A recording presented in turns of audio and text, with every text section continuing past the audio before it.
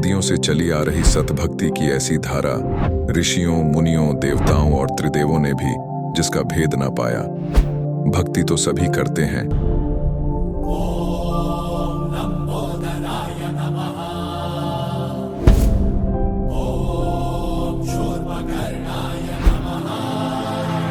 और हरदम यह सोच रहती है कि रहने के लिए आलीशान घर हो, घूमने के लिए बड़े बड़े पार्क हो, खाने पीने के लिए स्वादिष्ट भोजन हो, हम कभी बीमार ना हो, कभी दुखी ना हो और कभी भी ना मरे।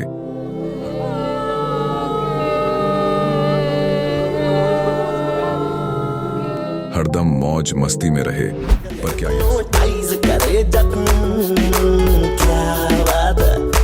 पर क्या यह संभव है? हम सब इतनी भक्ति करते हैं, व्रत करते हैं, श्राद्ध निकालते हैं, कावड़ लेकर आते हैं, बोले बोले, बोले, अरे बोले बोले, बोले। मंदिरों में जाकर मूर्ति पूजा करते हैं,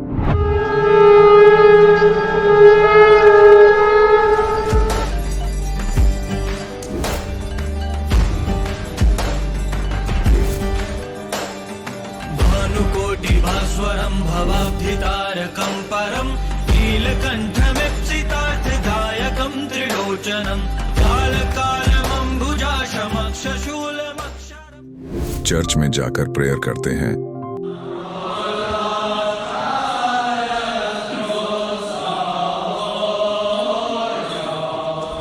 मस्जिद में जाकर नमाज अदा करते हैं,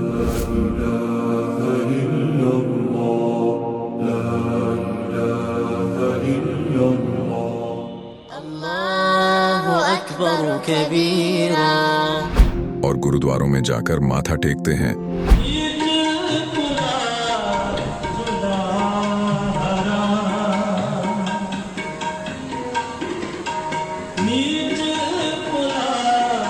फिर भी दुखी क्यों है?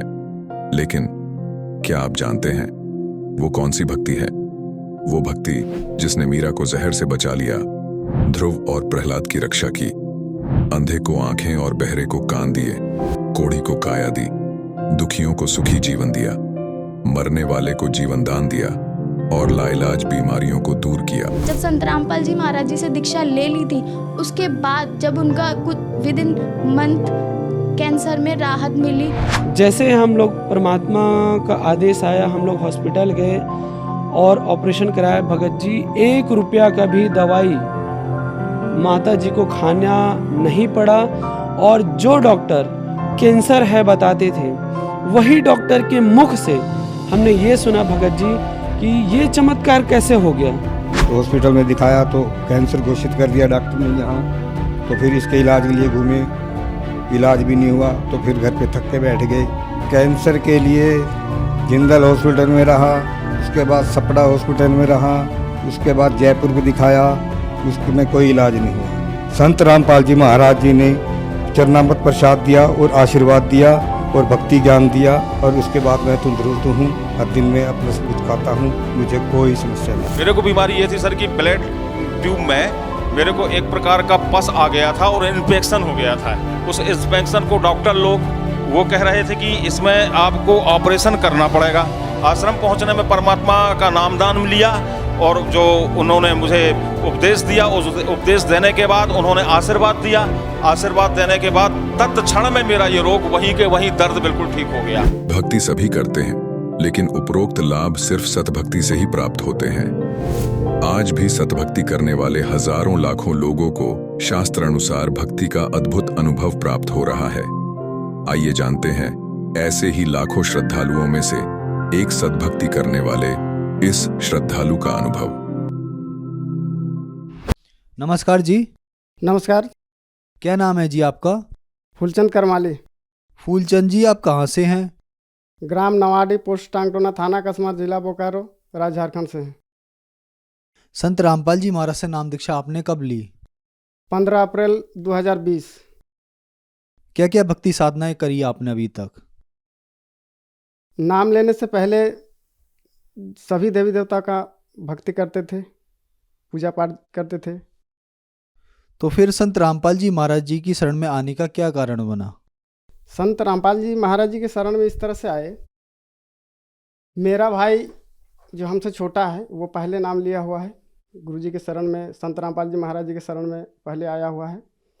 तो वो जब हमको एक ज्ञान गंगा पुस्तक दिया, बोला कि भैया एक बार इस पुस्तक को पढ़ो, ये बहुत अच्छा लिखा हुआ है, इसमें भक्ति बताया गया है। तो हम उसको इग्नोर कर देते थे। तो एक दिन वो सत्संग सुन रहा था शाम के समय में, तो हमको अच्छा नहीं लग रहा था। उस बगल में ही हम रहते थे, ज़ोर ज़ोर से साउंड करके सुन रहा था। तो हम उसको मना करने के लिए गए, बोले भाई थोड़ा कम साउंड करके सुनो या तो बंद करो, हमको नहीं अच्छा लगता है। तो भाई बोला कि भैया इतना चिढ़ो मत, थोड़ा सा आके बैठ के देखो, अगर अच्छा नहीं लगे तो आज के बाद हम नहीं चलाएंगे यहाँ सत्संग। तो हम सोचे कि भाई रिक्वेस्ट कर रहा है तो एक बार देख लेते हैं। तो देखने लगे सत्संग, तो बहुत अच्छा लगने लगा धीरे धीरे। तो ज्ञान गंगा पुस्तक हमको दिया, बोला कि एक ज्ञान गंगा पुस्तक बहुत अच्छी है, इसको पढ़ो। हम सोच रहे थे कि परमात्मा भी कोई है या नहीं। पहले हम जो भक्ति करते थे उसमें श्री विष्णु, श्री शंकर भगवान, श्री ब्रह्मा जी को ही परमात्मा बताया जाता था। लेकिन हम दिमाग में कन्फ्यूजन रहता था कि श्री विष्णु, श्री ब्रह्मा, श्री शिव, ये तीनों अलग अलग हैं। फिर कभी बताते हैं कि नहीं तीनों एक ही हैं। फिर विष्णु पुराण जब हम लोग देखते थे तो उसमें बताता था कि नहीं विष्णु भगवान सर्वे सर्वा हैं, परमात्मा बताते हैं उसमें। और जब महादेव जी का देखते थे सीरियल तो उसमें बताता कि नहीं महादेव जी हैं सृष्टि के रचयिता। हम तो कन्फ्यूजन में थे, तो हम समझ नहीं पाते थे। लेकिन ये चीज़ हमको दिमाग में रहता था कि कोई तो होगा जो सबका सृष्टि किया हुआ है, सबका रचना किया हुआ है। लेकिन हमको ये मार्ग नहीं मिल रहा था। हम शुरू से ही भक्ति में आस्था रखते थे, लेकिन इन्हीं देवी देवता के चक्कर में हम कन्फ्यूजन में रहते थे। तो ज्ञान गंगा जब मिला हमको, सृष्टि रचना पढ़े, तो हमको समझ में आया कि नहीं परमात्मा है, जिनकी भक्ति करने से सभी का कल्याण होता है, रोग दुख करते हैं, वो सभी प्रकार के कष्टों को निवारण करते हैं। तो उसी बीच में तो मेरी दीदी का दिमागी दौरा हो गया, और वो लॉकडाउन के समय में था। हम लोग सभी इधर उधर इलाज करते जा रहे थे, लेकिन कहीं पर इलाज नहीं हो रहा था, कोई इलाज करने के लिए तैयार नहीं था। ओझा वैद्य भी हम लोग कराए थे। लास्ट में हम लोग को मैंने समझ में आया कि परमात्मा तो हैं। मेरा भाई बोल रहा था कि नहीं सो अगर परमात्मा के शरण में जाती तो ये ठीक हो जाती। तो हम लोग फिर विचार किए सभी को कि एक बार चलते हैं, नाम लेते हैं और फिर देखते हैं क्या होता है। संत रामपाल जी महाराज जी के नाम ले लिए ऑनलाइन के थ्रू से। जैसे कि आपने बताया कि आपने संत रामपाल जी महाराज से ऑनलाइन नाम दीक्षा ली, तो संत रामपाल जी महाराज से ऑनलाइन नाम दीक्षा लेने के बाद क्या आपको लाभ भी हुए? जी, लाभ यह हुआ कि दीदी धीरे धीरे ठीक हो गई। वो उसका दिमागी हाल खराब था, वो पागल हो चुकी थी और लॉकडाउन में कोई इलाज नहीं कर रहा था। दीदी को हम लोग पहले दिखा रहे थे उस तरह का कि कहीं भूत तो नहीं लगा है, कहीं वो किसी ने या तो डरा दिया है या तो कुछ किया है, तो इस तरह से ओझा वैद्य कर रहे थे। तो ओझा वैद्य से भी नहीं ठीक हो रहा था।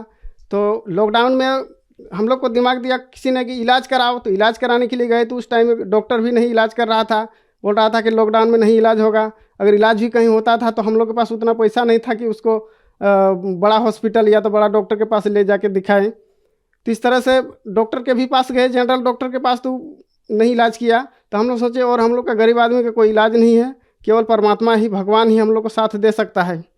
तो इसीलिए हम लोग सोचे कि परमात्मा, हमको तो ज्ञान हो चुका था ज्ञान गंगा पुस्तक से कि परमात्मा आए हैं इस धरती पे वर्तमान में। तो हम लोग गए, बोले कि नहीं चलो संत रामपाल जी महाराज जी के शरण में जाएं।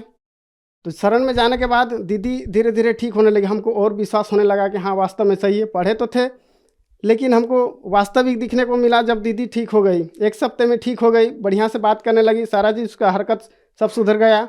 उसके बाद उसका लाभ ये हुआ, और मेरा पर्सनली लाभ ये है कि हम पहले बहुत नशा करते थे। इसी उम्र में हम इतना इतना गुटखा खाते थे, शराब भी पीते थे, गांजा भांग दारू सिगरेट जो भी था नशे वाला चीज़, ये संगति के साथ हम लोग करते थे। तो बहुत करते थे। दिन में आदत इस तरह का बन गया था, 10-12 गुटखा जैसे हो गया, कमला पसंद हो गया, शिखर हो गया, उस टाइम में चलता था, पराग हो गया, इस तरह से जहाँ जिस तरह का जाते थे उस तरह जैसा मिलता था उस तरह का गुटखा खाते थे, 10-12 खा जाते थे दिन में। और धीरे धीरे मेरा मुंह जो खुलने नहीं लगा था, इतना छोटा हो गया था, चावल भात भी नहीं खा पाते थे हम, इतना छोटा हो गया था मुंह। और नशा के चलते मेरा पेट में गैस बनते जाता था और गैस से पेट दर्द करता था। जगह जगह में इलाज भी करवाते थे, ठीक नहीं होता था। डॉक्टर बोलता था नशा मत करो, गुटखा मत खाओ, लेकिन संगति में छोड़ नहीं पाते थे हम। संत रामपाल जी महाराज जी के शरण में आने के बाद नशा छूट गया। पेट दर्द हमको रोज करता था, लेकिन नशा नहीं छोड़ पाते थे। जब शरण में आए संत रामपाल जी महाराज जी के, तब नशा छूटा, और नशा छूटने के बाद पेट दर्द मेरा गायब हो गया, पेट दर्द नहीं करने लगा। उसके बाद और मेरा बीमारी था क्या कि डिप्रेशन में धीरे धीरे हम जाने वाले थे। सोचते सोचते हम बेहोश हो जाते थे, गिर जाते थे। तो मालिक के शरण में आने के बाद, जो संत रामपाल जी महाराज जी के शरण में आने के बाद, वो भी पूर्ण रूपेण ठीक हो गया, अब तंदुरुस्त हैं। और तीसरा लाभ और हुआ कि जब मेरा बच्चा 4 साल का था तो उस टाइम जॉन्डिस हो गया उसको, जॉन्डिस हो गया। जॉन्डिस होने के बाद देहाती इलाज कराए थे आयुर्वेदिक, जिसमें 15 दिन चला गया, और 15 दिन जाने के बाद ठीक नहीं हुआ उसका दवाई से। तब ले गए डॉक्टर के पास। डॉक्टर के पास गए तो डॉक्टर ने बताया कि नहीं, कि इसका खून बनना बंद हो गया है, और खून बनना बंद हो गया है, अब नहीं बनेगा, इसको खून चढ़ाना पड़ेगा, तभी जाके आपका बच्चा रह सकता है, नहीं तो नहीं बचा पाएंगे इसको आप।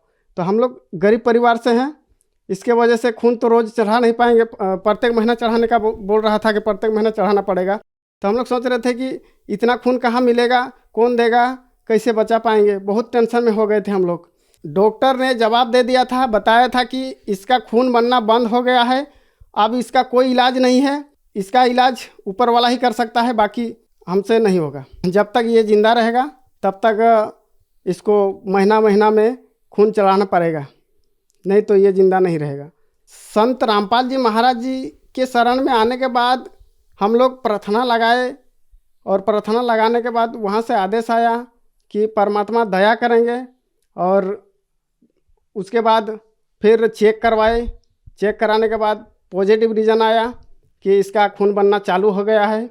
और आज अभी एक बोतल भी पानी नहीं चढ़ाई, या तो खून नहीं चढ़ाई उसके पास, और अभी बच्चा तंदुरुस्त है, स्वस्थ है। देखिए, ये सिकलिन का बीमारी था बच्चा का, जो पॉजिटिव बताया था, जिसमें खून बनना बंद हो गया था, और खून महीना महीना चढ़ाने को बोला था डॉक्टर, जब तक जिंदा रहेगा। इसका कोई इलाज नहीं है। बच्चा का नाम है उदय कुमार, 4 साल उम्र है इसका। फिर जब संत रामपाल जी महाराज जी के शरण में आए, प्रार्थना लगाए मालिक के शरण में, तो प्रार्थना लगाने के बाद इसका रिपोर्ट फिर से चेक करवाए, तो इसका खून बनना चालू हो गया था। पहले इसका इतना ग्राम खून रह गया था, 4.6 ग्राम। संत रामपाल जी महाराज जी के शरण में प्रार्थना लगाए, हे परमात्मा, अगर इस बच्चे का खून बनना बंद हो गया है, नहीं अगर खून बनना चालू होता है तो नहीं बचा पाएंगे परमात्मा, सो आप दया कीजिए। उसके बाद हम रिपोर्ट फिर से करवाए, चेक करवाए, तो 6.7 ग्राम खून हो गया। उसके बाद अभी तक बच्चे को एक बूंद भी खून नहीं चढ़ाए हैं। अभी बच्चा तंदुरुस्त है, ठीक है, स्वस्थ है। जबकि डॉक्टर बताया था कि इनका खून बनना बंद हो चुका है। डॉक्टर ने ये बताया कि ये लाइलाज बीमारी है, इसका कोई इलाज नहीं है। जबकि संत रामपाल जी महाराज जी के दया से आज वो बच्चा ठीक हो गया और स्वस्थ है। बच्चे की उम्र मात्र 4 साल थी और जॉन्डिस की भी बीमारी थी। आज संत रामपाल जी महाराज जी के कृपा से वो जॉन्डिस भी ठीक हो गया और बच्चा ठीक है। सर, संत रामपाल जी महाराज से नाम दीक्षा लेने के बाद आपको बहुत लाभ मिले। जैसे कि आपने बताया कि डॉक्टर्स ने ये कह दिया था कि इस बीमारी का इलाज नहीं है और आपका बच्चा जितना भी जिएगा उसको ब्लड चढ़ाना पड़ेगा हर महीने। बच्चे की उम्र मात्र 4 साल थी। संत रामपाल जी महाराज ने आपके बच्चे को जीवन दान दिया और भी बहुत सारे लाभ संत रामपाल जी महाराज देते हैं। ऐसे लाखों बीमारियाँ संत रामपाल जी महाराज ने ठीक कर दी है। तो जो दर्शक आज आपको टीवी पर देख रहे हैं और वो भी बीमारियों से ग्रस्त हैं या किसी न किसी चीज़ से परेशान हैं, उनके लिए आप क्या कहना चाहेंगे? उनके लिए हम तो प्रार्थना करना चाहते हैं हाथ जोड़ के कि संत रामपाल जी महाराज कोई आम इंसान नहीं है, वो पूर्ण संत हैं। अगर परीक्षण करना हो तो धर्म ग्रंथों को देखिए, धर्म शास्त्रों को देखिए, उसमें भी संत का पहचान बताया गया है। और आप पहचान करके संत रामपाल जी महाराज जी के शरण में आइए, ताकि आपका भी दुख दूर हो और आपका भी जीवन सुखीमय हो। संत रामपाल जी महाराज से नाम दीक्षा कैसे ली जा सकती है? आजकल सभी सोशल मीडिया, टीवी चैनल में सत्संग आता है, जिसमें सत्संग के पीरियड में पीली पट्टी नीचे चलती है, जिसमें नंबर लिखा होता है। उस नंबर में फ़ोन करने पर अपने नज़दीकी जिला नामदान सेंटर का नंबर दिया जाता है। उस नंबर में कॉल करके आप नामदान ले सकते हैं और अपना जीवन कल्याण कर सकते हैं। धन्यवाद सर। अब जगत गुरु तत्वदर्शी संत रामपाल जी महाराज जी के सत्संग के माध्यम से उस अद्वितीय आध्यात्मिक ज्ञान के बारे में जानते हैं, जिसके माध्यम से आप भी प्राप्त कर सकते हैं ऐसे आध्यात्मिक, मानसिक और भौतिक सुख जो अभी तक आपने सिर्फ मीराबाई, ध्रुव, प्रहलाद जैसे कुछ ही भक्तों की जीवन कथा में सुने होंगे। अब सुनिए तत्वदर्शी संत के संग शास्त्र अनुकूल भक्ति सत्संग, ऐसा अद्वितीय आध्यात्मिक ज्ञान जिसका है सर्वधर्मों के पवित्र शास्त्रों में प्रमाण। जो भी आपका किराया भी लगता है वो भी परमात्मा के पुण्य में है, आपका धर्म में लग रहा है वो पैसा, वहां से लेकर यहाँ तक।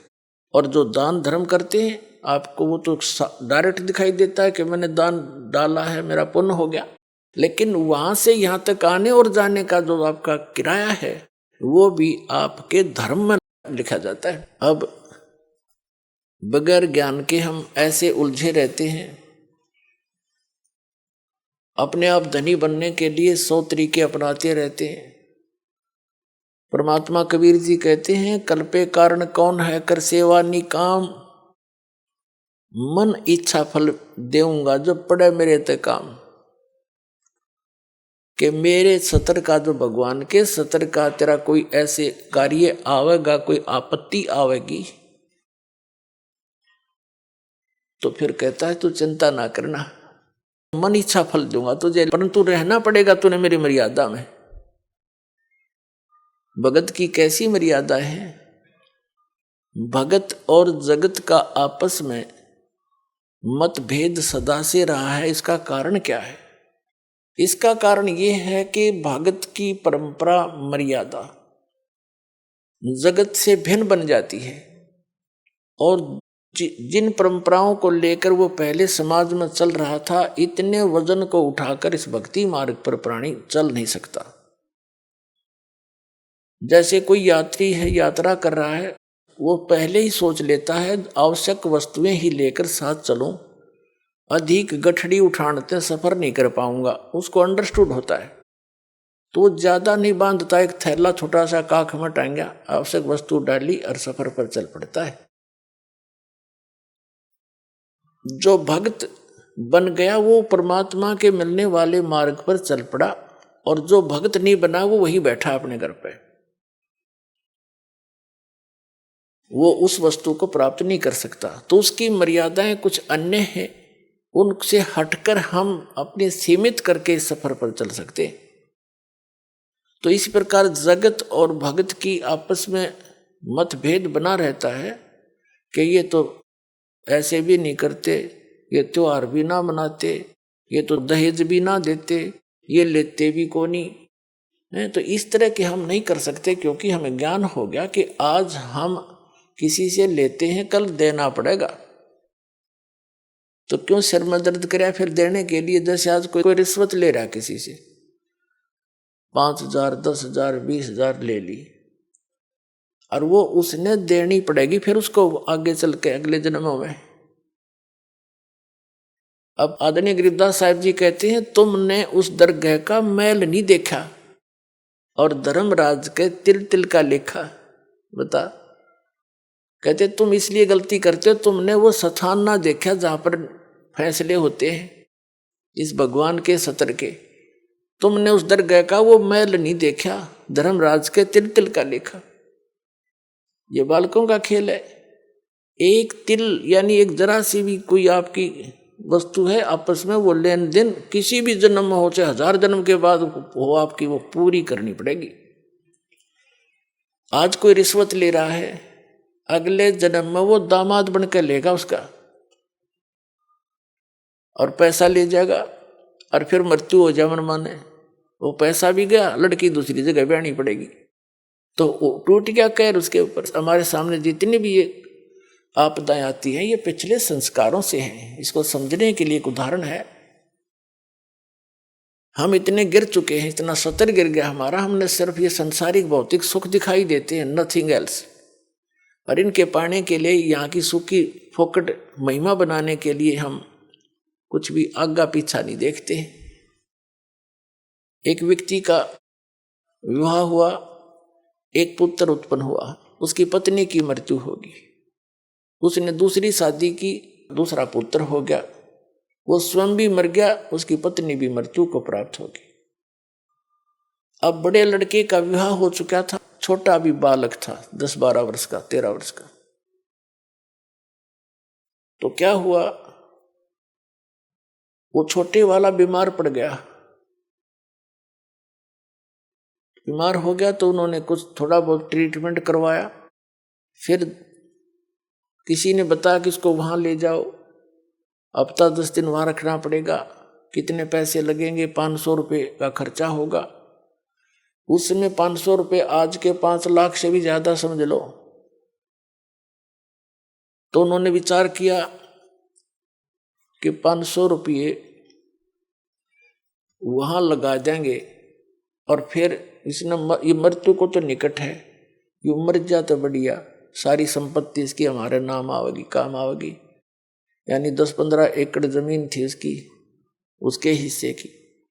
उस लालच में उन्होंने केस स्कीम बनाई, एक डॉक्टर से बात करी, वैद्य से, कि वैद्य जी तू ऐसे ऐसे कर दे, ये बीमार तो है ही, किसी को पता भी नहीं चलेगा। वो भी लालच में डूब गया। 500 रुपये उसने 100 रुपये लिया, जैसे भी लिया, और उसको विष दे दिया बच्चे को, वो मर गया। मर गया तो कुछ दिन के बाद वो तो खुशी का ठिकाना नहीं, किसी को पता चला नहीं, रास्ते का रोड़ा भी निकल गया उनके सोच से। फिर बताते हैं कि उनका बच्चा लड़का हो गया 1 वर्ष के बाद। अब खुशी का ठिकाना नहीं, पाला पोसा, उसका विवाह कर दिया। जल्दी विवाह कर देते थे तो 12-13 वर्ष के का, 15-16 वर्ष का जब वो लड़का हो गया, बीमार हो गया, संतान कोई थी नहीं, इतना बीमार हो गया कि अपने पुत्र को उन्होंने जहां भी जिसने बताया, झाड़ फूक करने वाला या कोई वैद्य डॉक्टर, सब जगह ले गए, वो जमीन भी बेच दी, आधे से भी अधिक, और उसको कोई आराम होने का नाम नहीं। एक दिन वो उसका पिता बैठा, लड़का लेटा हुआ चारपाई पर, कति अस्थि पिंजर शेष था। तब उस लड़के ने कहा कि भाई साहब, अपने पिता की तरफ मुंह करके कहा, भाई साहब। अब उसने सोचा तो कति इसकी बुद्धि भी खत्म हो ली, मुझे भाई कहने लग गया। कहा कि भाई साहब मेरी लकड़ियों की व्यवस्था कर ले और एक कफन तैयार कर ले। वो कहता है, बेटा मैं तेरा बाप हूं, मैं तेरा पिता हूं, भाई नहीं हूं। बोला नहीं, तो मेरा भाई है। अरे सुन ले राम कहानी, मैं तेरा वही भाई हूं जिसको तूने विष देकर मारा था। और किस लालच में कि यह संपत्ति तेरे नाम हो जाएगी। यह संपत्ति भी मेरी आली सारी तूने बेच बेच के मेरे ट्रीटमेंट पर लगा दी है। अब केवल तेरा मेरा हिसाब एक कफन और लकड़ियां का रह रहा, कर ले तैयार। तब उसकी वह बुद्धि के सक्रिय खुल गए, अगर सचमुच मैंने तो नाश करया, भाई मारा और संपत्ति भी गई। रोन लग गया, आंखों में पानी भर के। तो वो लड़का कहने लगा, भी रोन दौड़ तो कुछ ना पाखंडी, तो अपनी तैयारी पकड़े। अब उसने उस समय विवेक आया कि भाई ठीक है, जैसा इस नीच ने करया मेरे तो आगे आ गई, इबोर तो संतान मेरा हो को नहीं, इकलौता पुत्र था तो मरेगा, मेरा तो वंश नष्ट हो गया। जिसा मैंने किया ठीक मिला मुझे तो। पर एक बात और बता दे, जो या तेरी पत्नी है, तेरी मृत्यु के बाद अब इसको जीवित जलाया जाएगा, क्योंकि सती प्रथा थी उस समय। पति मर जाता था तो पत्नी से पहले तो पत्नी को जिंदा जलाया जाता था चिता में, जैसे मुर्दे को फूकते, उसको सती कहते। अब इसका क्या दोष, इसने अब इसको जिंदा जलाया जाएगा। तब उसने बताया कि वो डॉक्टर कहाँ है जिसने मुझे व्यस्त दिया था, वैद्य। उन्होंने बताया कि आपके 2-3 वर्ष के बाद उसकी मृत्यु हो गई थी। तो उस लड़के ने बताया कि ये वही है, ये डॉक्टर मेरी पत्नी, अब यो भी भोग लेगा अपने करे हुए को। तो पुण्यात्माओं, ये भले ही आपने कथा लगती हो, पर विधान है परमात्मा का। यो तुमने उस दरगाह का मैल नहीं देखा और धर्मराज के तिल तिल का लेखा, एक एक पाई पाई का हिसाब होगा वहां पर। तो इस प्रकार हमने परमात्मा पर विश्वास करके, और जो साधना दास बताता है इसको करके देखो, और फिर लाभ देखिए उस परम पिता के। आपकी किस्मत से न्यारे देने लगेगा आपने, आप सोच भी नहीं सकोगे भगवान, हम तो सुना करते भगवान ऐसा कर देता है, पर और आज हो रहे हैं हमारे साथ। आपके कई दिन में समझ में नहीं आओ यू हुआ कैसे, यू कार्य कदे सोच भी ना सकते, यू तो किसी तरह भी होने का नहीं था, और ऐसे कर देगा आसानी से, आप सोच भी नहीं सकते। और फिर आपका विश्वास और दृढ़ होगा, ऐसे भक्ति में लग जाओ। जैसे परमात्मा ने एक एग्जाम्पल दिया, खुद मालिक ने आके, कुल धनी ने, कबीर भगवान ने, कबीर परमेश्वर काशी में एक धानक बनकर रहा। अब परमात्मा का विधान है कि वो स्वयंभू है, उसकी लीला में लिखा है, वो उसके गुणों में लिखा है, और वो सतलोक से, सचखंड से, जहां भी वो रहता है, हम उसको किसी भी नाम से उस स्थान को पुकारते हैं। अमरलोक कहो, सतलोक कहो, उसको झूलोक कहो,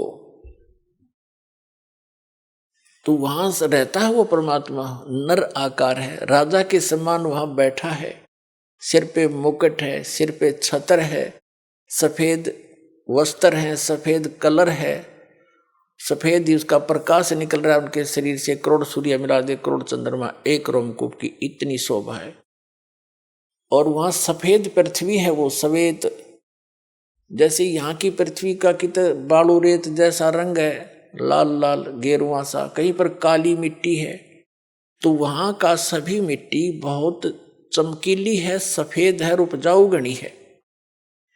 उस सतलोक ऐसा स्थान है, एक पृथ्वी है। और ये नकली जितने भी सतलोक के गुणगांव हैं, सचखंड बतावे हैं, ये राधा स्वामी पंथ, जय गुरुदेव पंथ, बिहानी जनोद वाला पंथ, ठाकुर वाला पंथ, किसी ने देख ले, कबीर पंथियों को देख लो इस दास के अतिरिक्त, कोरी उआबाई बकरे और जय गुरुदेव पंथ, और ये सच्चा सौदा सरसा वालों का, और जगमाल वाली वाला पंथ, ये सभी वहां कहते हैं, वहां तो प्रकाश ही प्रकाश है, चेतन प्रकाश है। और मुक्त जीव वहां जाकर उसमें मिल जाती, लीन हो जाती है, बस जाकर बूंद समुद्र में। एक आधा चतुर कबीर पंथी कहता है आत्मा तो डॉट रूप में रहती, बिंदु बिंदु। खाक देखा उन्होंने परमात्मा को, मूर्ख बना रखा। तो ये सभी अभी तक भ्रमित थे, इनका अनुभव निरल था, इनका भक्ति विधि सही नहीं थी, इनका ज्ञान भी गलत था, इनके मंत्र भी गलत थे। 5 नाम काल के जाप करें, बात करें सतलोक जान की, टिकट कटारे लोकल बस की, बात करें अमेरिका जान की या अमेरिका से भारत आने की। तो ये कैसे बन सकती ये बातें? तो ये इनके नाम में गलत है वहां जाने वाले, तो कैसे पार होंगे? ये अंडरस्टूड है, क्योंकि हम इतने विश्वासी हैं कि जो गुरु बता रहे हैं फाइनल है बस, और सोचना ही नहीं। ना सोचो, वो शिवदयाल भूत बन गया, बुक्की में बोला अपनी शिष्या में, सारे तुम बोलोगे, और समझदार है उन्हें सोचना पड़ेगा और कल्याण कराना चाहिए। दास की प्रार्थना है, पाछे बनी सो बनी पीछे, अब शेष तो बच जाओ। कितने दिन से शोर मचा रहा हूं, जेल में मैं चला गया तुम्हारे लिए, या सच्ची कहने के चक्कर में, और कहूंगा आखिरी सांस तक, चाहे शरीर रहो या ना रहो, कोई बात है या?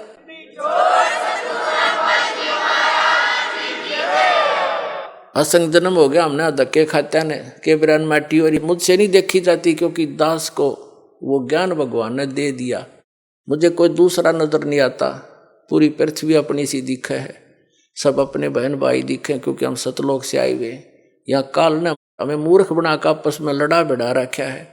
हमारे साथ आपस में ये मनमुटाव रखता है। घर घर में कलकला करवा रखी इसने, सास बहू की बनती ना, ननद बहू का लट्ठम लट्ठा, बाप बेटे का झगड़ा, पड़ोसी गेल झगड़ा, छोटे से बंटवारे पर, किसी काम पर सारा दिन टेंशन ग्रत रखना, इनको दुखी सताना, दुखी करना उस काल का कर्तव्य है। उसका परम धर्म बन गया है कि ये भगवान के बच्चे हैं, इतना सताए दूं और वो भी दुख पाता रहेगा हमें दुखी देखकर। लेकिन परमात्मा के सामने विकल्प यही है कि वो अपना ज्ञान देकर, अपने में आपकी आस्था दृढ़ कर सच्ची भक्ति करा के ही आपको यहाँ से ले जा सकता है। और ये तभी संभव है जब आप स्वयं शिक्षित होगे। अब शिक्षित करना पड़े आपको परमात्मा ने, और शिक्षित करके अब जितने भी संत थे, पंथ थे, धर्म मजहब थे, उनके सदग्रंथ भी विद्यमान हमारे पास, और उनका अनुभव वर्तमान के जितने भी कलियुगी संत महंत हैं, आचार्य शंकराचार्य हैं, किसी भी धर्म पंथ के, वो क्या हमें बता रहे हैं ये आपको मालूम है। और सदग्रंथ दास दिखा रहा है कि ये बताते निराकार भगवान को किसी से बात कर लो, चाहे हिंदू है, चाहे मुसलमान, सिख या ईसाई है, कहते परमात्मा तो निरंकार है, वो तो निराकार है, वो तो प्रकाश ही प्रकाश है। ऐसी सुनी सुनाई दंत कथा से पवित्र बाइबल आपको दिखा दिया दास ने, उसमें लिखा है परमात्मा ने मनुष्यों को अपने जैसा बनाया, नर और नारी करके उनकी सृष्टि की, तो भगवान निराकार। पूछ कर देखो किसी भी ईसाई धर्म के पवित्र आत्मा से कि परमात्मा कैसा है, वो कहेगा गॉड इज फॉर्मलेस, परमात्मा निराकार है। तो क्या खाक पड़ा उन्होंने पवित्र बाइबल को। फिर बाइबल को वो फाइनल मानते हैं, तो बाइबल में तो साकार लिखा परमात्मा, मनुष्य दृश्य है। ऐसे ही वेदों के पढ़ने वाले भगवान को निराकार बताते हैं, और वेदों में स्पष्ट लिखा है कि परमात्मा मनुष्य दृश्य है, राजा की तरह बैठा है, वहां से गति करके आता, भक्तों से मिलता है, उपदेश देता है, और कवि की तरह प्रक्रिया करता है, कवियों की तरह जगह जगह जाकर लोकोक्तियों के माध्यम से, दोहों के माध्यम से, शब्दावली के माध्यम से, शब्दों के माध्यम से अपना ज्ञान प्रचार करता, उपदेश देता है। और कुरान शरीफ में लिखा है कि पवित्र बाइबल ने जो समर्थन किया है कि परमात्मा ने 6 दिन में सृष्टि रची, 7वें दिन तख्त पर जा बैठा, और उसमें लिखा है कि उस परमात्मा ने मनुष्यों को अपने जैसा बनाया। वही ज्यों का त्यों 40% विवरण पवित्र बाइबल वाला पवित्र कुरान शरीफ के अंदर विद्यमान है। सूरत फुरकानी 25 में आयत नंबर 52 से 59 तक स्पष्ट किया हुआ है कि वो कबीर नाम का परमात्मा है। और कुरान शरीफ के ज्ञान देने वाला अल्लाह कहता है अपने पैगंबर हजरत मोहम्मद को कि आप इन काफिरों की बातों में मत आना, वो कबीर सुप्रीम पावर है, वो कबीर अल्लाह है, वो सर्वशक्तिमान है, सब कुछ कर सकता है, और इस वही है जिसने सबकी रचना करी, वो अपने बंधों के गुनाहों से खूब परिचित है। वो कबीर परमात्मा आपके पाप भी नाश कर सकता है, आपके कर्म के। वो वही है जिसने 6 दिन में सृष्टि रची, वो कबीर नाम है उसका। और 7वें दिन तख्त पर जा विराजा, उसकी खबर किसी बाखबर से पूछ देखो। जब तख्त पर जा बैठा, निराकार कितना हो गया हो, मुसलमानों को पूछ लो भगवान कैसा अल्लाह, वो तो बेचून है, बेचून मान निराकार। इन पवित्र वेदों को पढ़ने वाले, इनसे पूछ कर देखो, अभी तक आपके पास सबका विधान है, हिंदू धर्म में आप जन्मे हो, इनका तो खूब पता आपको। ये भी कहते हो परमात्मा निराकार है, और आपने दास ने उन्हीं के अनुवाद को आपके सरोवर कर दिया। इन अंग्रेजों का कराया हुआ अनुवाद, इंजीनियरों का, इन आर्य समाजियों का आर्य निराकार बताएं, और खुद अनुवाद कर रहे हैं। भगवान राजा के समान देखा जाता है, वहां से गति करके आता है, भक्तों से मिलता है, उपदेश देता है, कवि की तरह घूमता है, और फिर भी निराकार बताओ। सबकी बुद्धि घुमा रखी काल ने। तो पुण्यात्माओं, अब रजा हुई है परमात्मा की आपके ऊपर। अब आपकी रुचि बढ़ेगी इन प्रमाणों को देख के, सचमुच सारी बात सच्ची, और वह ऐसी सृष्टि है, वहां सब मुक्त पुरानी ठाठ से रहते हैं। जो सुख आप यहाँ खोज रहे हो वहां मिल जाएगा, और यहाँ तो आप रह ही नहीं सकते, चाहे राष्ट्रपति बन जाओ, और चाहे सारी पृथ्वी पर तो मकान बना ले, 100 कोठी बना ले, ये तेरी है नहीं, मूर्ख बंडा बना रहे, तो वहां क्यों ना चल रहे। यहाँ तो जब तक यहाँ रहना है भक्ति कर, जैसा मालिक देता वैसे तो रहे। जो राखे तो ही रहूं, मेरा के चारा, और खाने जाद खरीद हूं गुलाम तुम्हारा। ये परमात्मा मैं तो आपका दास हो गया, अरदास की चिंता मालिक ने, नौकर की चिंता मालिक ने खूब बनी रहती है। ये दयालु मालिक है हमारा।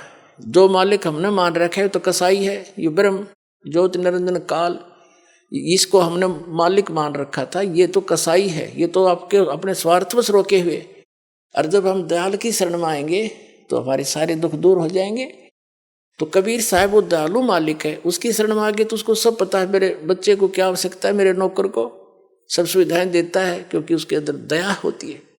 तो हम उसकी शरण में जब आ गए तो हमारी सब समस्याओं का उसको खूब ज्ञान है। हम जो मांगेंगे और आवश्यक होगा वो दाता अवश्य देगा आपको।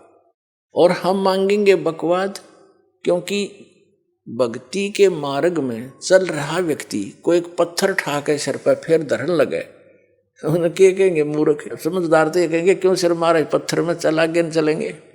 तो कहने का भाव ये है कि जो आप अनावश्यक वस्तु मांगोगे, जो आपके ऊपर पत्थर के रूप में होगा और भक्ति में बाधा करेगा इस सफर में, तो दाता वो दे को ना चाहते, क्योंकि आपको आवश्यकता नहीं है उसकी, और हम उसकी आवश्यकता मान रहे क्योंकि हम बालक है।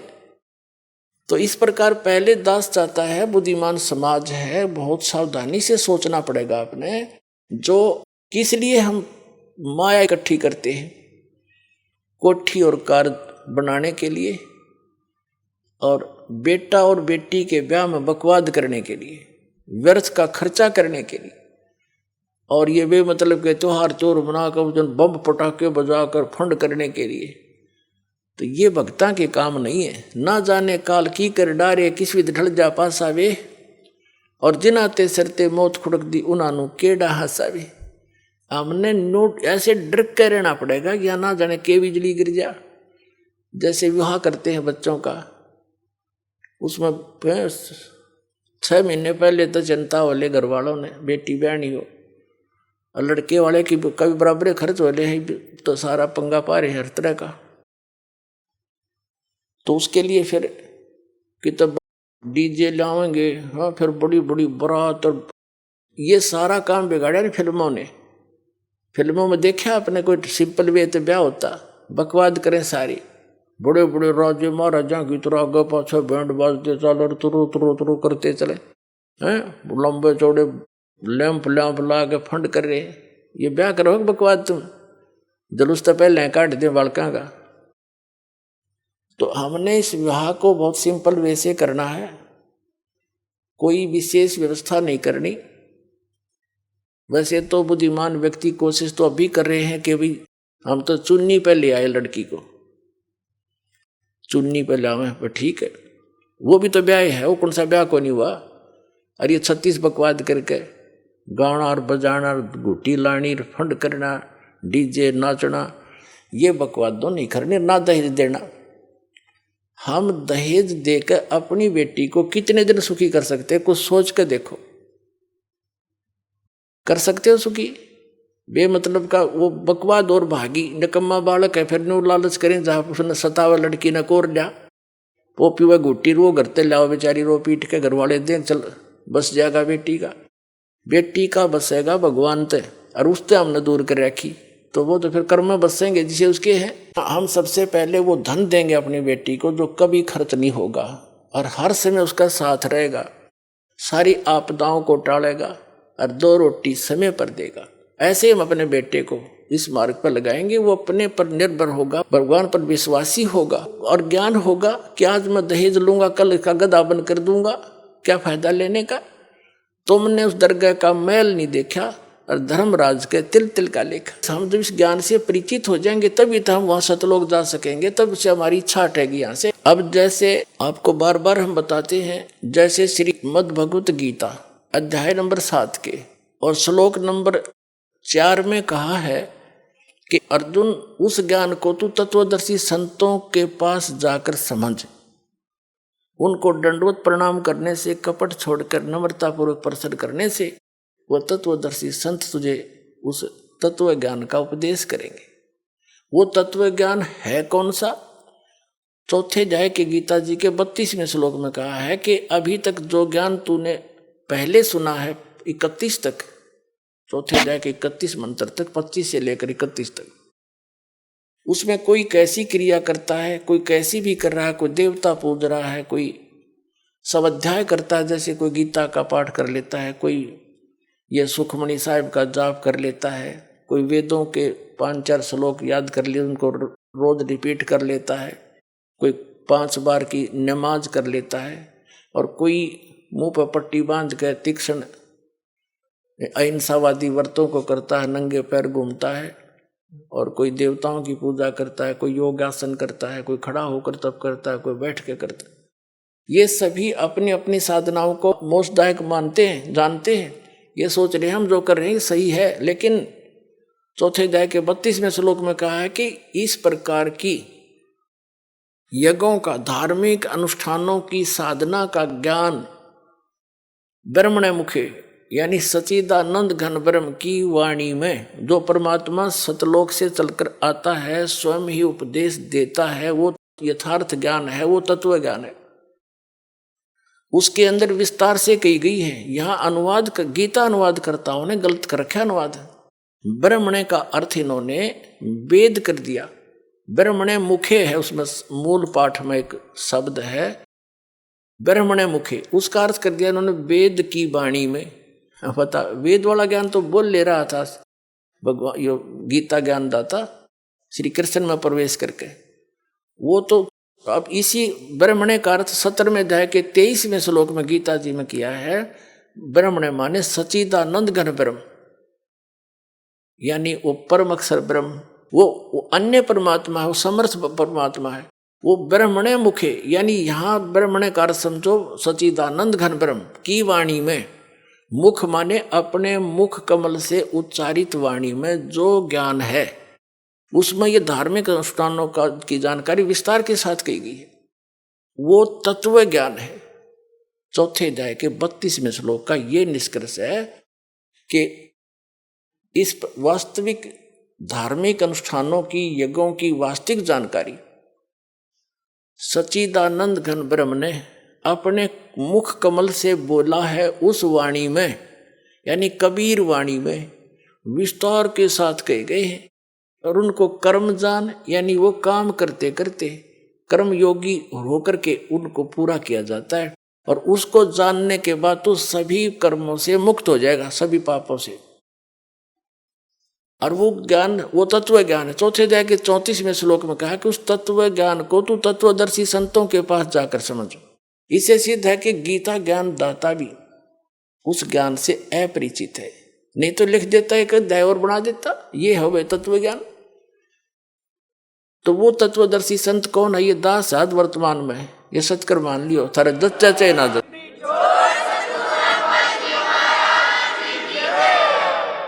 और उनको दंडवत प्रणाम करने से पूरी गीता जी में केवल उस संत को ही दंडवत प्रणाम का प्रावधान बताया है, नहीं तो 18वें अध्याय के 65वें श्लोक में अपने विषय में कहता है गीता ज्ञानदाता के माम नमस्कारु, मुझे नमस्कार कर, मुझ में मन वाला हो, मेरा भक्त बन, तू निश्चय ही मुझे ही प्राप्त होगा।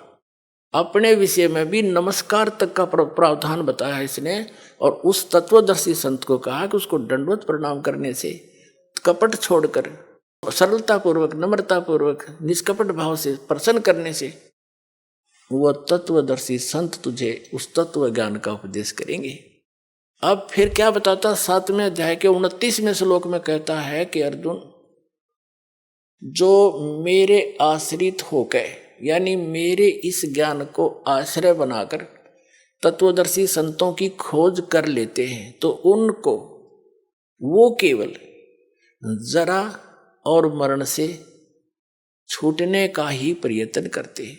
जरा मीन वृद्ध अवस्था और मरण मीन मृत्यु, डेथ।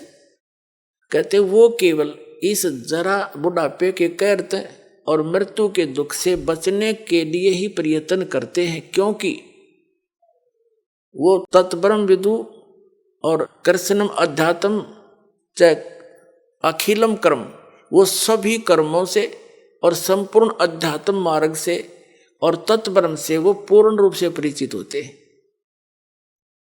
और वही केवल जरा और मरण से छूटने का प्रयत्न करते। इसका सीधा सा अर्थ है कि जो साधक संसार की अन्य किसी वस्तु की इच्छा मन में नहीं लेकर के केवल अपने कल्याणार्थ यानी जरा और मरण से छूटने का जो प्रयत्न कर रहे हैं, तत्ब्रह्म विदु उस परमात्मा को जानते हैं, जान चुके हैं तत्ब्रह्म को, और सारे अध्यात्म से परिचित हैं, ज्ञान से और सब कर्मों से वो परिचित हैं। इसलिए वो विष फांकते नहीं। उनको जहर दिखाई देता है, किसी से रिश्वत लेना, ये करना वो करना। जैसे किर का जहर का रंग होरी हो, कहो कौन तिस खावे राम रंग होरी हो। अगर तो होरी माने खुशी, जैसे होली बनाते हैं अपने हिंदू धर्म में, तो होली का मतलब बड़ी खुशी के साथ नाचते हैं, गाते हैं। कहते हैं यह तो है नकली होली। असल खुशी तो उनको होगी जो परम पिता परमात्मा कबीर जी की शरण में आकर विधिवत भक्ति करेंगे, सारे सुख रहेंगे, कदे आनी ना हुए। कहते समर्थ का शरणाग हो रंग होरी हो, कदे न हो ए काज राम रंग होरी हो। अब क्या बताते हैं कि जैसे किर का जहर का रंग होरी हो, कहो कौन तिस खावे राम रंग होरी हो। जिसने परमात्मा की शरण में रहना है और राम रंग की होली खेलनी है, यानी सदा सुखी रहना है यहाँ भी और सतलोक जाकर, तो वो जैसे किर का जहर का कहीं पर विष का कण गिरा हो छोटा सा भी, और आपको पता है कि ये विष है, उस अधिक तो दूर की बात है, विष को खाना उस कण को भी नहीं खाएगा, उठाएगा वहां से और ऐसी जगह पृथ्वी में दबा कर आएगा किसी के ओर का हाथ ना लग जा, और हाथ धोएगा मिट्टी से, कदे इसका अंश मेरा ना छू जा किता है। तो कहते हैं जब आप पूरे अध्यात्म मार्ग से और सभी कर्मों से परिचित हो जाओगे, फिर आपको रिश्वत लेना, चोरी जारी ठगी डाके डालना और दहेज लेना और देना दोनों जहर दिखाई देगा। फिर कहते हैं जैसे किर का जहर का। अभी आपको उदाहरण दिया, उसने कैसा जुल्म किया, अपना भाई मार दिया, किस लालच में? अगर यह सारी जमीन मेरा रह जाएगी, वह जमीन रही नहीं, कुलनाश हो गया और पाप धरे रह गए न्यो के न्यो। तो ये सच कर मान लिए, कोई वैसे सिंपल एग्जाम्पल मात्र नहीं है, ये गॉड गिवन ज्ञान है, उसके कबीर परमात्मा का बताया हुआ, आंखों देखा उन महापुरुषों का बताया। ये कोई डूम बाट के गीत ना समझना। बहुत युगों से आप दुख पा रहे हो और इसी काल के झंझट में उलझ पुलझ कर यही मर जाते हो। तो क्या बताते हैं, जैसे किर का जहर का, एक भी किसी का पाई भी लेना, बिल्कुल आपको विष दिखाई देगा। फिर कौन खाओगा उस विष को? कि तुमने उस दरगाह का मैल नहीं देखा और धर्मराज के तिल तिल का देखा। हर पाई पाई का हिसाब होगा वहां पर। तो इसमें तो बहुत बड़ा बखेड़ा बन जाएगा आपके लिए। तो बुद्धिमान व्यक्ति फिर उसका निकट नहीं जा सकता। अबोध बालक जहर चाहे सारा खा जा, लेकिन ज्ञान होने के बाद व्यक्ति विष के निकट नहीं जाता। तो जब तक आप अबोध थे, खाते रहे विष, मरते रहे, गधे कुत्ते बनते रहे, ये विष है। ऐसे संकट भोगने पड़ते अपने को। और जब बुद्धिमान हो गए वो तो इसका निकट भी ना आते। जैसे भक्ति के मार्ग में बहुत ही सीमित सामान लेकर चलना चाहिए। ये परमात्मा स्वयं आकर के भक्ति दृढ़ करते हैं कबीर परमेश्वर जी। एक समय ये कहीं प्रकट हो गए थे, वहां रह रहे थे एक संत रूप में। उनके शिष्य हुए एक रंग का, एक बंका, एक उनकी लड़की थी, उसका नाम था वंका। और उसी समय उन्हीं के पैरल हुए श्री नामदेव जी, जो छिपा जाति में उनका जन्म था, बड़े महापुरुष हुए। तो पुण्यात्माओं, जैसे हम अन्य संतों के चमत्कार देखकर, उनसे हुई कुछ आध्यात्मिक लीलाओं को देखकर हम उनको परम संत मानकर वहीं तक सीमित हो गए। फिर उनकी समाधि पूजन लग गए यादगारों को। अब वो संत बचपन से ऐसे लीला होती थी उनसे, और उनके इतिहास में लिखा है कि छोटे ही बचपन में से ही उनके ऐसे ऐसे भगवान की तरफ से बहुत से उनके बेनिफिट मिले। तो वो पिछले जन्म के पुण्यकर्मी प्राणी थे, पार हुए नहीं वो, फिर दोबारा आगे जन्म लेकर। तो उनकी बचपन से ही वो भक्ति की जो चमत्कार थी, वो चिंगारियां फट रही थी। कुछ दिन में डिस्चार्ज हो जाती, खत्म हो जाती वो। कुछ दिनों के बाद फिर वो चले जाते ऐसे ही अपना कर्म बिगाड़ कर। उन्हीं में से ये एक नामदेव जी थे। बचपन से ही उनकी पिछले संस्कारों से, पुण्यों से बहुत से ऐसे लाभ हुए। एक बार विठल भगवान की पूजा करते हैं महाराष्ट्र के अंदर, तो विठल भगवान की एक मूर्ति बना रखी होती है। विष्णु है विठल, वैसे विष्णु को ही विठल मानते हैं। विठल विष्णु जी के अवतार थे। उनकी मूर्ति बनाकर पूजा करते हैं, उनको भोग लगाते हैं। अभी आपने सुने जगत गुरु तत्वदर्शी संत रामपाल जी महाराज के मंगलमय सत्संग प्रवचन। आइए अब सुनते हैं उन भक्तों के अनुभव जिन्होंने संत रामपाल जी महाराज के प्रमाणित ज्ञान से प्रभावित होकर नाम दीक्षा लेकर अनेकों लाभ प्राप्त किए। जी नमस्कार। हाँ जी नमस्कार जी। जी क्या नाम है आपका? मेरा नाम गीता। गीता जी आप कहाँ से आए हो? जी मैं राजपुरा पटियाला पंजाब से आई हूँ। जी संत रामपाल जी महाराज जी से कब जुड़े आप? मैं 25 जून 2017 में जुड़ी हूँ। संत रामपाल जी महाराज जी से जुड़ने से पहले आप क्या भक्ति साधनाएं करते थे? जी मैं भक्ति साधना तो ऐसे देवी देवताओं की करती थी, लेकिन मैं अंदर से नास्तिक की थी। ऐसा क्यों? क्योंकि मैं किसी की भी देवी देवताओं को मानती नहीं थी। हमारे घर में बहुत ज़्यादा प्रॉब्लम थी, उस वजह से मैं मतलब देखा देखी करती थी, लेकिन मेरे मन से किसी के नामों को नहीं करती थी मैं। संत रामपाल जी महाराज जी से जुड़ने के पीछे क्या कारण रहा? पहली मकसद तो मेरा यही है कि मतलब हम अपने घर में पढ़ते थे, सुनते थे सभी पंडितों वगैरह से कि गुरु बनाना ज़रूरी है, और कृष्ण जी के कार्तिक माते में लिखा हुआ है गुरु जरूर बनाना चाहिए हमें। इसलिए मैं गुरु बनाने के लिए सोचती थी कि कोई अच्छा गुरु मिलेगा जो मेरे सवालों का जवाब दे सकेगा, दुख दर्द दूर कर सकेगा, उसी को मैं गुरु बनाऊंगी। किस प्रकार का दुख दर्द था? दुख दर्द हमारे घर में लड़ाई झगड़ा क्लेश रहता था। बचपन में हमारे पिता गुजर गए थे, फिर शादी के बाद हमारी प्रॉब्लम में थी, पारिवारिक काफ़ी समस्याएं थी हमें। संत रामपाल जी महाराज जी के बारे में कैसे पता चला? जी मेरी बहन थी, उन्होंने नाम दीक्षा ली थी संत रामपाल जी महाराज जी से 2017 में। उन्होंने भी नाम दीक्षा ली थी। 2-3 महीने के बाद हमारे घर आई थी और वो बोलने लगी थी कि जिस देवी देवताओं की तुम साधना करते सही नहीं है, और तू हमेशा मेरे को बोलती थी कि तू सोचती रहती है ना कि अच्छा और पूरा गुरु बनाना है। तो मेरे हिसाब से तेरे सारी बातों का जवाब है जो हम तेरे को देना चाहते हैं। तो इन देवी देवताओं के नाम भी ये नहीं है। तो एक बार सिर्फ ज्ञान गंगा पुस्तक मेरी पढ़ के देख। तो मैंने उस टाइम सुन जरूर लिया था, लेकिन मैंने उसको माना नहीं था। लेकिन कुछ टाइम के बाद ही 2 महीने बाद मेरी मम्मी बहुत ज़्यादा बीमार होने लगी। वो ख़त्म हो गए थे, मतलब उनकी डेथ हो चुकी थी। 3 जून 2017 में उनकी डेथ हो चुकी। और मैंने उनको बोला कि मेरे को नहीं किसी को गुरु बनाना, अब तो मेरा बिल्कुल ही ख़त्म हो चुका है, अब तो मैं बिल्कुल ही परमात्मा पे विश्वास उठ चुका है। तो कुछ टाइम बाद भाई साहब क्या हुआ, मेरे मम्मी जैसे ही गुजरी है, साथ के साथ मेरे को मम्मी का प्रभाव पड़ने लग गया। मतलब मैं बहुत ज़्यादा ही तंग होने लगी थी। भूत प्रेत की समस्या होने लगी? जी मम्मी ना जैसे मेरे अंदर ही आ गए थे, ऐसा मेरे को महसूस होने लगा। मैं ना कोई क्या बोल के जा रहा है क्या नहीं, मेरे को कुछ भी नहीं पता चल रहा था। और मैं अपने 3-4 सालों से 2013 से मेरी 2012 में मेरी शादी हुई है। 2013 से मैं अपने ससुराल में बैठी, अपने मायके में बैठी थी, जिसकी वजह से मैं वैसे बहुत तंग थी। मम्मी के गुजरने के बाद मैंने सोचा चलो कोई बात नहीं, कोई गुरु बना के देखते, इतना वो बोल रही है तो सुनने में भी कोई हर्ज नहीं है। लेकिन मैंने संत रामपाल जी महाराज जी का ना कोई सत्संग सुना था, ना ही मैंने कभी इनका नामदान सुना था। जी मैंने पुस्तक नहीं शुरू की थी, बस मेरे को ये मेरी बहन को देख के लग गया था कि मैंने ना देखना है कि ये कौन से देवी देवताओं का जाप करते हैं सही। बस उस नाम जाप के चक्कर में ही मैंने सोच लिया था, सोचूंगी कि इसी गुरु को गुरु बनाऊं, जबकि मैंने संत रामपाल जी की शक्ल नहीं देखी थी।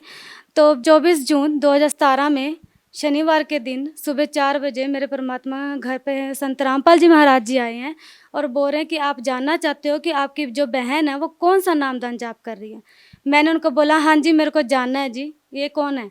तो वो बोल रहे हैं कल मैं तेरे को बताने आऊँगा कि कौन सा नाम जाप करे तुम्हारी बहन, और तुम्हें प्रथम मंत्र की दीक्षा देकर जाऊँगा।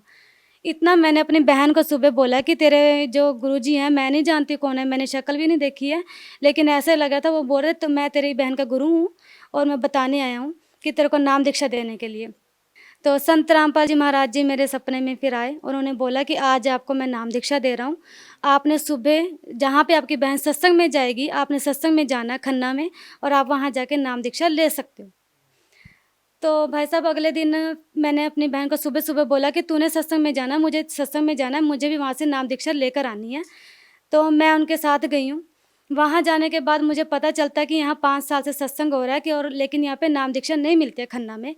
मैंने उनको बोला फिर तो तेरा गुरु ऐसे ही है कि फिर क्या फ़ायदा मेरे को, अगर गुरुजी दिख के गए हैं, तेरे बोल रहे हैं कि मैं संत रामपाल जी हूँ और मैं तुम्हें नाम दीक्षा दूंगा, जबकि मैं वहाँ जाती हूँ वो कहते हैं 5 साल से खन्ना में सत्संग हो रहा है लेकिन नाम दीक्षा कभी नहीं हुई है।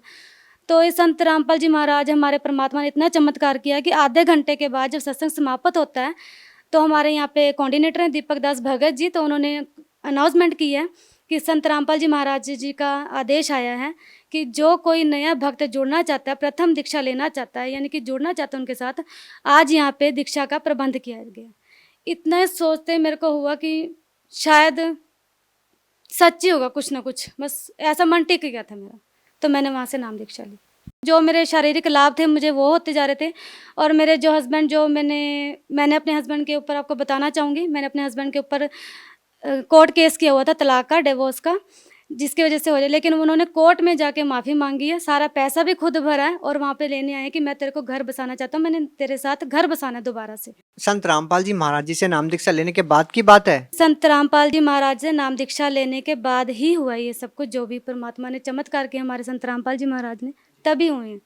और ये चमत्कार 20-22 दिन के अंदर ही हो गए थे। क्या आप मानते हैं कि संत रामपाल जी महाराज जी से नाम दीक्षा लेने के बाद आपके जीवन में इतना बड़ा बदलाव हुआ, आपको इतने सारे लाभ मिले? हाँ जी भगत जी, हाँ जी भाई साहब, ये तो मैं बिल्कुल मानती हूँ। और क्या क्या लाभ मिले?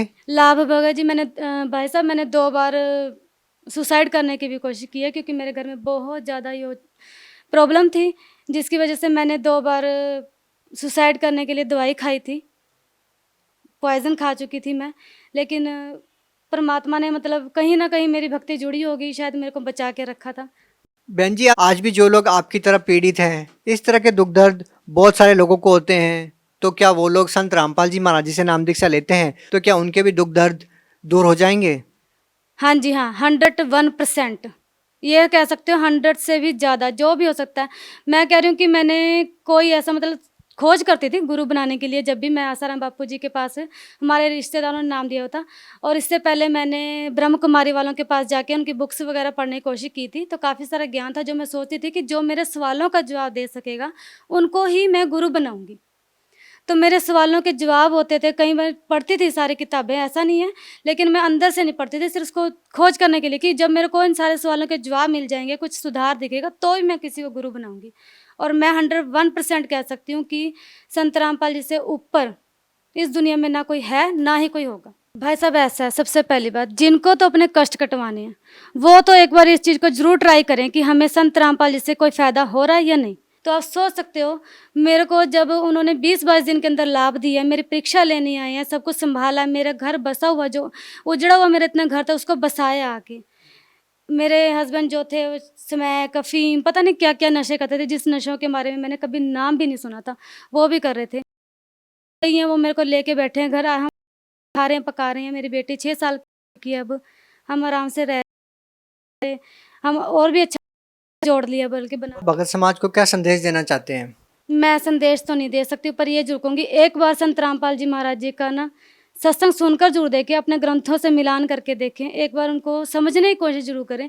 और कुछ नहीं तो आप लाभ लेने के लिए जरूर सोचें कि हमें लाभ लेना है, कि आपकी कोई समस्या है, एक बार समस्या के लिए जुड़ कर देखें, तो कोशिश जरूर करनी चाहिए। जी धन्यवाद सर साहब जी।